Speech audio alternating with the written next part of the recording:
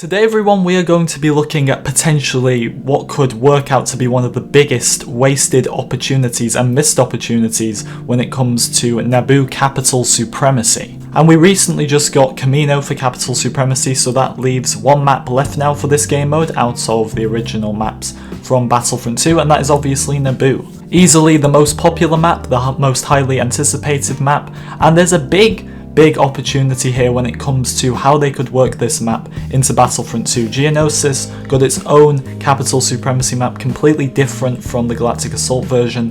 Kashyyyk got a few modifications, as did Kamino, but they were the same Galactic Assault maps. However, with Naboo, you could potentially have a different map to Galactic Assault, or the combination of two maps as well with some add-ons. And this is one of the biggest missed opportunities pretty much in Battlefront in general. That is the Power Sector map, obviously from Heroes vs Villains. I was quite shocked when I played this map for the first time back in 2017 because it's incomplete.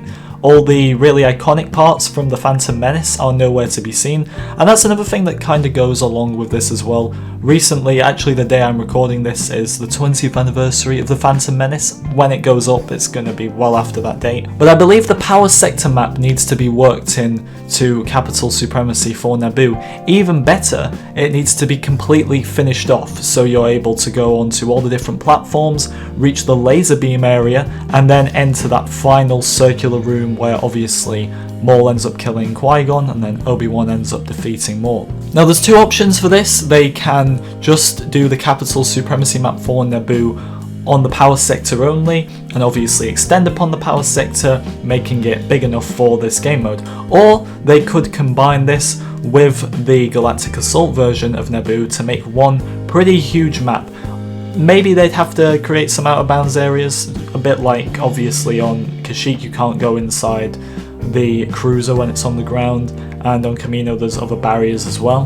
But there could be different command posts spread across the Power Sector. You could have one in the hangar next to Padme's ship, then maybe two different ones on the different platforms, and then imagine there being one final capture point, at least in this area of the map, in that room where obviously Qui-Gon is killed, and to reach it the laser beams go on and off, so it's not just a straight run through, you actually have to wait until it's easy to access, and then if you get caught in one of the laser beams you die, making that final capture point be pretty hard to take for the team. And it would honestly be up to DICE to determine whether this map on its own, the Power Sector, would be large enough for Capital Supremacy, or if they would have to add on to it with the Galactic Assault map as well being attached. I do believe that if they complete the Power Sector map on its own and get rid of all the out of bounds areas, it would be pretty huge.